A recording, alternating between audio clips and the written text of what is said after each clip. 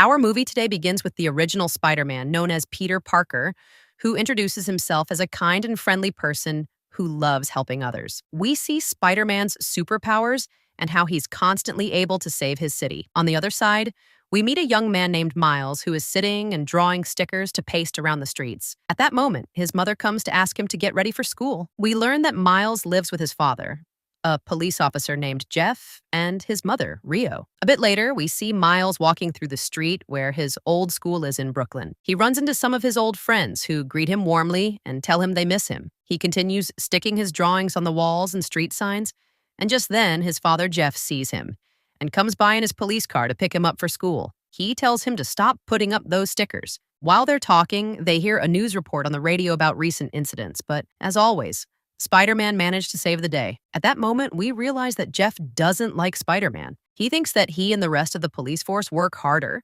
and fight crime every single day. Miles tells his father that he wants to go back to his old school in Brooklyn because the new one feels too strict and formal, and he doesn't like it, but his father refuses. When they reach the school, Jeff says goodbye to his son and tells him he loves him. Miles doesn't know how to respond. So Jeff grabs the car's speaker and loudly tells his son again that he loves him, asking him to say it back, embarrassing Miles in front of his new classmates. Miles tries to adapt to the new school, attends classes all day, but ends up being late to the last class, which is about the multiverse.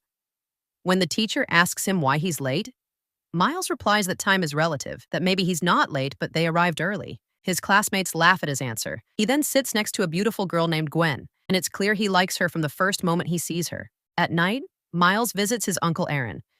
We learn that his father doesn't like Aaron because he's involved in criminal activities. Miles tells his uncle about how he likes Gwen, and Aaron advises him to impress her with something unique so she'll notice him. Later, Miles fails a test, scoring 0, and asks the school principal to expel him.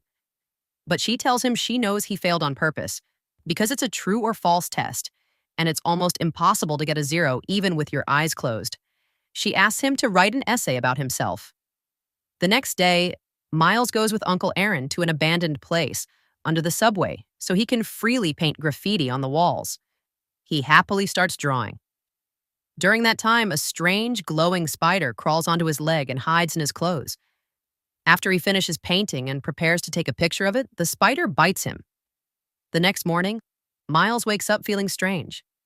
His body has changed and his clothes feel tighter, but he doesn't pay much attention and heads to school. There, he starts hearing weird voices in his head. He sees Gwen again and tries to talk to her just as his uncle taught him.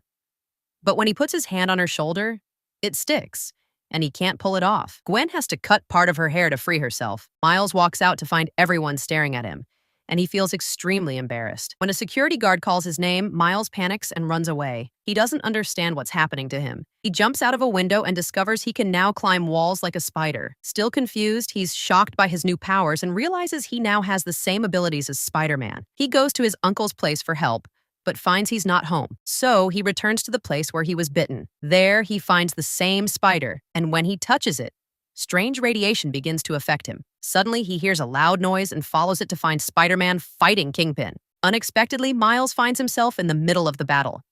He doesn't know how to react or even how to escape. When he tries to get away, he falls from a very high place and screams until Spider-Man hears him and saves him at the last second.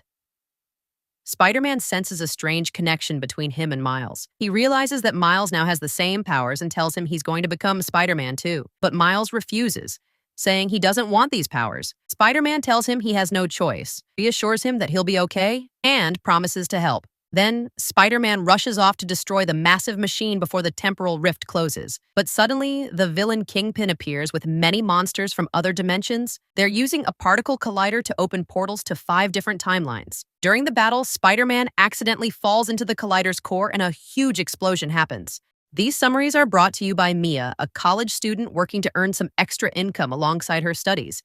If you enjoyed the video, don't forget to like and subscribe.